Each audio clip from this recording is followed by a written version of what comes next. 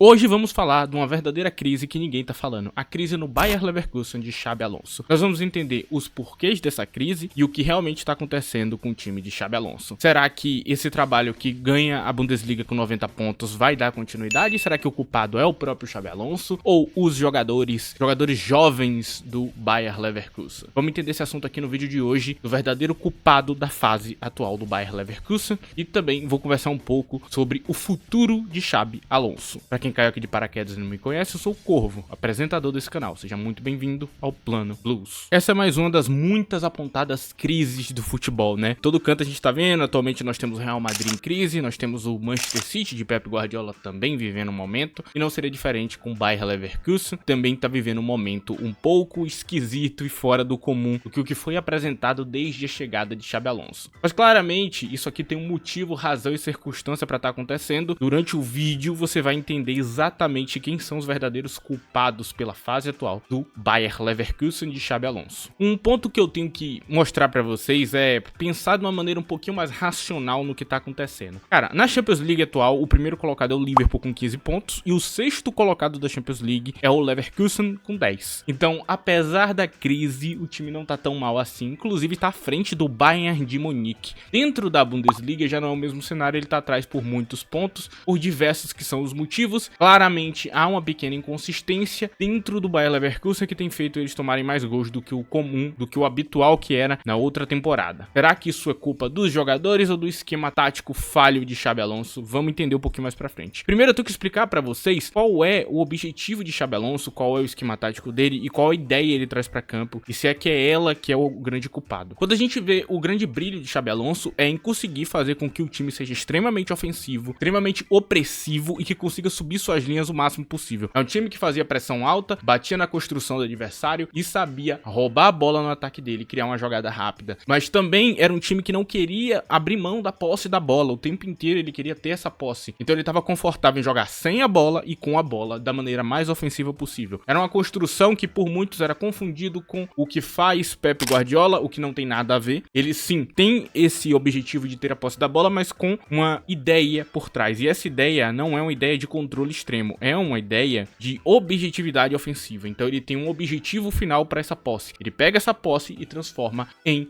gol. Basicamente esse era o grande brilho. Um brilho muito grande também que vocês podem notar no Bayer Leverkusen de Xabi Alonso é o fato dele conseguir fazer com que todas as peças rendam no ataque. Então era um uso dos jogadores no extremo nessa parte. Você via os zagueiros rendendo, você via os laterais rendendo, você via os volantes rendendo no ataque. Tinha um objetivo ofensivo para todas as partes. Esse sistema tático de Xabi Alonso lembra muito o que Tuchel fez quando foi campeão da UEFA Champions League com o Chelsea. Esse objetivo a mais que ele tem com a posse da bola lembra demais aquele time, e não só pelo uso dos alas, né? Você pode claramente enxergar Frimpong em Reece James, você consegue enxergar Grimaldo em Ben Chilwell, ok? Você consegue fazer esse paralelo àquela formação, a formação de Xabi Alonso, e sim, é muito parecido, não sei se um bebeu da fonte do outro, mas é um futebol extremamente igual. Claro que há a sua diferença, e essa diferença do estilo de Xabi Alonso tá no jogo de controle de posse da bola, essa coisa do passe a mais. Ele é um cara que tá buscando mais esse passe, tá buscando mais esse trabalhar o jogo um pouco a mais do que seria, inclusive é o que coloca ele a ser comparado com Pep Guardiola. Esse objetivo com a posse da bola, essa coisa de querer controlar o jogo. Essa é a única arma defensiva que o Bayer Leverkusen tem. Já que ele joga com tantos atacantes tão alto, de maneira tão ofensiva, o que acaba por acontecer é que esse time, a única defesa que ele tem é ter a posse da bola no pé. Se ele perde a posse da bola antes de cumprir o objetivo, que é chegar ao gol, que é fazer um ataque, que é conseguir finalizar, ele vai ter dores de cabeça, e aí resta o sistema de marcação pouco posicionado para isso, mas que ainda assim é muito bem feito por Xabi Alonso. Não é um time extremamente exposto, pelo menos eu não enxergo dessa maneira. Eu enxergo que o problema não é necessariamente o esquema de Xabi Alonso, até porque o que é impressionante nele é exatamente isso. Ele consegue ser extremamente agressivo sem deixar graves falhas defensivas, graves problemas defensivos. Mas é claro que para agredir com tanta força, você vai ter um custo, e o custo é esse contra-ataque letal. É esse time que é punido definido por qualquer adversário. Como os jogadores não estão conseguindo chegar a essa objetividade toda no gol, ele não consegue cumprir aquilo que eu falei, inclusive, treinador atual do Chelsea, que é você fazer mais gols que o seu adversário, não necessariamente ter uma boa defesa, né? Você conseguir marcar mais que ele pra poder ganhar o jogo. Talvez seja um objetivo melhor pra ele. E ele simplesmente não está conseguindo cumprir na data atual que foi na outra temporada. E é um sistema que é muito ofensivo quando você olha pro lateral. O lateral de Xabi Alonso, ele é lateral e ponta no mesmo jogo. Ele pode descer pra fechar uma linha de 5, mas na maior parte do tempo ele vai estar atuando como o verdadeiro ponta. Que vocês acham que são pontas, na verdade são meio atacantes na maior parte do tempo. Na maior parte do tempo eles estão pisando por dentro, pisando no meio de campo e virando até segundos atacantes em fases mais ofensivas do jogo. A gente tem um centroavante que joga aberto, que faz um monte de ações dentro da partida, que busca espaço na direita, na esquerda, pisa em todo o box, pisa em todo o campo, pode fazer muitas jogadas. O tempo inteiro é extremamente bem munido, mesmo jogando aberto. Então o sistema de Xabi Alonso, ele é muito ofensivo. Há funções duplas dentro dos jogadores. A gente tem meias que acabam subindo tanto que às vezes parece que eles são meio atacantes, né? Os volantes de Xabi Alonso, que parecem às vezes meio atacantes, indo pra beira da área ali, indo pra boca da área pra dar chute de fora da área. É impressionante. Essa é a parte impressionante. E esse desequilíbrio defensivo do Bayer Leverkusen, essa falta de consistência que o time tem, esse time que só joga de uma maneira ofensiva, que não sabe fazer outro tipo de jogo, ele tem um custo. O mesmo custo que eu falei no vídeo de Pepe Guardiola, que são jogadores incrivelmente bons. E aqui a gente entra no maior problema de Xabi Alonso, a gente conseguiu chegar nele, que é o desequilíbrio. É um jogo desequilibrado, não por causa de Xabi Alonso, mas pela proposta dele. A proposta dele não se encaixa no que o Bayer Leverkusen oferece hoje. Os jogadores do Bayer Leverkusen não são o suficiente para a ideia dele funcionar. A ideia dele tem um custo muito grande. E o que ele tem feito como solução, o que eu consigo perceber assistindo as partidas, é que ele tem tornado o Bayer Leverkusen mais resistente. Tem mudado um pouco a formação nos últimos jogos, usando 3-5-2, tentado usar outras maneiras, usar mais volantes para fazer um jogo mais equilibrado, né? Não tem conseguido se sair tão bem, né? Ele defendeu uma parte difícil. E por que ele tá fazendo isso? Por causa dos mata-matas. Xabi Alonso não quer ser um treinador que só joga de uma mesma maneira, que não tem outra solução. Inclusive, ele tem outras formações que ele já usou no Bayer Leverkusen. Eu que acompanho assiduamente este clube, sei que ele tem outras formações e outros jeitos de encarar o campo. E ele tá tentando encaixar isso nos jogadores e ensinar eles a também se defender, a jogar sem a posse e a jogar de uma maneira mais defensiva. Ele tem tentado ensinar. Inclusive, o jogo do Bayer Leverkusen contra o Bayern de Munique é um jogo onde rola esse jogo diferente, onde ele tenta propor esse equilíbrio a mais em campo. E ele não consegue, porque os jogadores não sabiam como fazer. E ainda assim, ele sai com um empate, ok? É muito interessante você ver que ele vai pra um desafio diferente e ainda assim consegue se sair vitorioso. Cara, agora eu vou tentar entrar nos jogadores e explicar pra vocês porque que eles não são o suficiente pra Xabi Alonso. Assim como o Guardiola, ele tem um custo muito grande, assim, em questões de jogador. O jogador tem que ser muito bom pra jogar com ele. E é o caso de alguns jogadores. Acho que os primeiros que eu posso citar é o goleiro, que pra mim é uma completa desgraça nessa atual temporada. Lucas Hradek é realmente um problema no Bayer Leverkusen, cara. Não tem como eu descrever esse goleiro sem falar que ele não é uma dor de cabeça, porque na maior parte do tempo tem jogadas que dá pra ele defender, porque como eu disse, o sistema, apesar dele ser muito ofensivo, ele é muito bem postado. O adversário não sai tão claro exclusivamente na cara do gol de graça. Um bom goleiro pegaria algumas jogadas. Então o Bayer Leverkusen poderia ter evitado algumas derrotas, poderia estar pontuando ali com 27 pontos e não com 20 pontos, por exemplo. E aí na reserva dele a gente tem o tal do Kovar, que é um jovem talento que tá indo bem, mas que não é o suficiente pra bater o próprio Hradek, que também não tá em boa fase. Hradek, aos seus 35 anos, tá em queda de rendimento, não é um goleiro muito bom. Não precisaria nem desse goleiro tão bom. Um Kepa da vida já seria uma solução muito boa pro Bayer Leverkusen. É um time com muito problema nessa parte. Os zagueiros, eles têm muito trabalho pela frente, porque o zagueiro é quase um zagueiro e lateral ao mesmo tempo. Ele trabalha muito em campo. Eles ainda são bem postados pra defesa, mas tem um custo muito grande, né? Um custo que eles precisam que as figuras da frente consigam entregar alguma coisa pra valer a pena eles estarem jogando tão alto. E às vezes eles não conseguem. E são zagueiros jovens, né? Como Nkapé, com 22 anos de idade, comete seus erros e acaba cedendo espaços. Jonathan Tah nunca foi um zagueiro tão grande assim como o pessoal gosta de pintar ele, mas é um zagueiro bom, só que não é um zagueiro de elite da elite do futebol, cara. É um jogador que tá com um pé no auge da carreira de se tornar um dos melhores da Europa, mas ainda não consegue dar esse passo. Tapsoba, que é um zagueiro com muita qualidade técnica, mas que ao mesmo tempo tem alguns defeitos. É um cara com 1,93 m de altura que não é bom de cabeça, cara. É um zagueiro muito estranho e que tem seus problemas. O que é positivo é muito positivo, o que é negativo é muito negativo. É um resumo. E depois desses 3 zagueiros que eu falei, não tem mais ninguém perto do nível do que seria. E como ele usa 3 zagueiros, só os 3 titulares serem bons, é um problema também. É outra dor de cabeça, o que obriga ele a usar laterais na zaga. O que eu já disse, é um custo muito grande pra esse zagueiro, então tem que ser um zagueiro de verdade. E aí a gente tem na lateral a contratação de laterais que não combinam com o esquema tático, como o Nord Mukiele, que é muito defensivo pro pedido dele. Nós também temos algumas outras figuras que acabam jogando na lateral, como o Belotchan, que acabou de chegar, que também é muito defensivo pro que vai ser pedido. Então é um técnico que não tem seus pedidos atendidos. No meio de campo ele faz o que é possível pra fazer funcionar. Seu jogador que tem a melhor valência pra ele é o tal do Ezequiel Palacios, mas o resto não parece estar no nível. Em jogos que precisa de mais defesa, tem o grandioso Robert Andrich, que faz um trabalho excepcional também, mas por muitas das vezes acaba faltando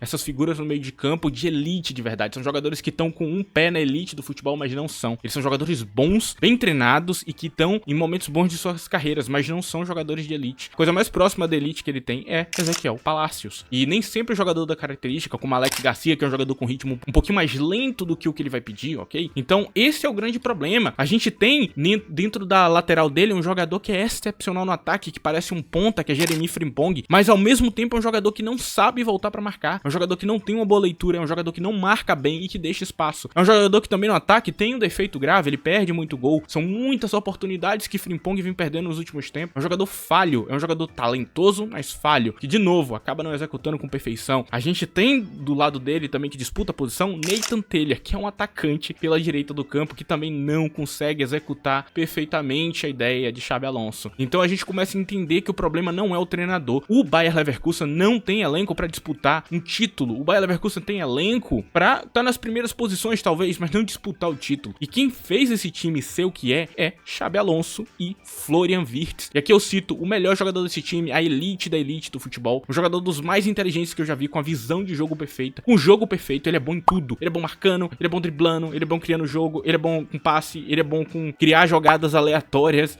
Você põe ele de 9, ele finaliza bem. Ele é incrível, é o melhor jogador desse time, o jogador mais consistente. Mas quando a gente não tem esse cara, quando é outro, aí a gente tem uma dor de cabeça muito grande. E é basicamente o resumo dos outros atacantes. Eu não consigo elogiar mais ninguém daqui. Eu não consigo achar que Jonas Hoffmann tem alguma consistência. Eu não consigo ver consistência em Adli. E ainda mais no contratado Martin Terrier. Mais um contratado que não encaixa com a ideia do treinador. Mais um contratado que poderia ser um bom scout, mas não é. É um tiro no pé no final do dia. Eu acho que a temporada de Martin Terrier até aqui é muito fraca para o que ele deveria estar se propondo, ok? E aí no ataque a gente tem dois pontos que são cruciais para entender esse ataque. Nós temos Victor Boniface e Patrick Schick. E na cabeça da maioria das pessoas, elas vão pensar que Patrick Schick é muito pior que Boniface. Mas não é. E aqui a gente tem uma das maiores dores de cabeça. Porque Boniface é um jogador que ele é muito bom. Ele é muito bom mesmo, assim, quase tudo. Mas a finalização dele ainda não tá no lugar certo. E o posicionamento e algumas outras questões. Por ele ser muito jovem ainda. É um jogador que ainda não está completo. Que não traz essa segurança, que não é esse monstro. Não é decisivo, não é matador em muitos momentos. Então é um jogador que às vezes não dá pra confiar. E ainda mais com questões como as lesões aqui, que a gente tem no ataque, 4 lesionados no momento atual. A gente entende porque que não tá encaixando, cara. Porque além do jogador já não entregar tanto, ele ainda tá lesionado boa parte da temporada. E aí a gente tem sempre aquela briga entre Patrick Schick e Boniface, que não deveria existir, mas existe. Porque Patrick Schick entrega muito volume de jogo. Ele é um cara muito bom também, um cara muito talentoso. É impressionante quanto o Schick tem uma finalização de elite, um posicionamento de elite. É um 9 de área maravilhoso, que consegue lidar com o marcador, que consegue finalizar muito bem e que tem muitas valências que estão acima das de Boniface. Apesar de criativamente ele não ser esse cara extremamente criativo como Boniface, que pisa em todo canto, a parte mais importante, que é o gol, ele entrega. Então a gente começa a entender o porquê que o Bayer Leverkusen tá na fase atual. Não é o treinador, é o elenco, cara. E desculpa falar isso, mas é um fato. O que Xabi Alonso fez vai ficar pra história. Ele fez o que tinha que ser feito, tá ligado? Ele fez muito mais do que o que era necessário. Assim como é absurdo você olhar pro Stuttgart de Sebastian Hoeneß, um time com elenco pra tá ali disputando rebaixamento, tá jogando a Champions League, tá jogando contra os maiores times e tá disputando alguma coisa. É incrível o que esse cara tá fazendo. Ele tá fazendo tão a mais que se algum momento ele estiver no meio da tabela ali com problema, é normal, cara, porque o elenco não é nada demais. É ele que tá fazendo acontecer. Como é o caso agora de Xabi Alonso, no meu ponto de vista, ok? Cara, não tem que cobrar desse treinador. Ele é muito bom. Só que a ideia dele tem um custo que os jogadores não vão conseguir suprir. Eu espero que essa mensagem desse vídeo ela tenha ficado clara pra vocês entenderem que não é Xabi Alonso que está em um mau momento, mas sim todo o Bayer Leverkusen que parece não encaixar mais tão bem. O desgaste veio da última temporada, os jogadores já não estão mais conseguindo cumprir os seus papéis, coisa que eu cito do meu vídeo, né, do Bayer Leverkusen, quando eu monto elenco. Eu trouxe inclusive esses jogadores extras pra poder ter um gás a mais no ataque. Falo como questão do camisa 9, lembra lá naquele vídeo eu falei, né, pô, seria bom se vocês trouxessem Gyökeres pra essa posição aqui, que Gyökeres traz muito mais consistência de gols do que Boniface, é um cara que tá no momento melhor da carreira, e muita gente questionou. Hoje vocês estão começando a entender o que eu tô falando naquele vídeo, e sim, tem um custo, né, o custo é este aqui. Enfim, cara, esse vídeo tá chegando no final. Você gostou dele? Não esqueça de deixar o like. Gostou mais ainda? Compartilhe esse vídeo com um amigo seu. Eu espero ter esclarecido essa questão. Não, o Bayer Leverkusen não tá em crise, ele tá vivendo o que ele deveria estar vivendo vendo desde o início, né? Que é tá nas primeiras posições jogando bem, mas sem disputar o título, porque não tem elenco pra isso. O elenco do Bayern de Munique é brutalmente melhor do que o do Bayer Leverkusen, é uma diferença tão grande. Então eu quero que vocês tenham em mente este ponto de vista que eu tô tentando trazer pra vocês aqui no vídeo de hoje. Enfim, agradeço a todos que sempre estão aqui apoiando o canal e muito obrigado a todos vocês que me escutaram até aqui. Tchau!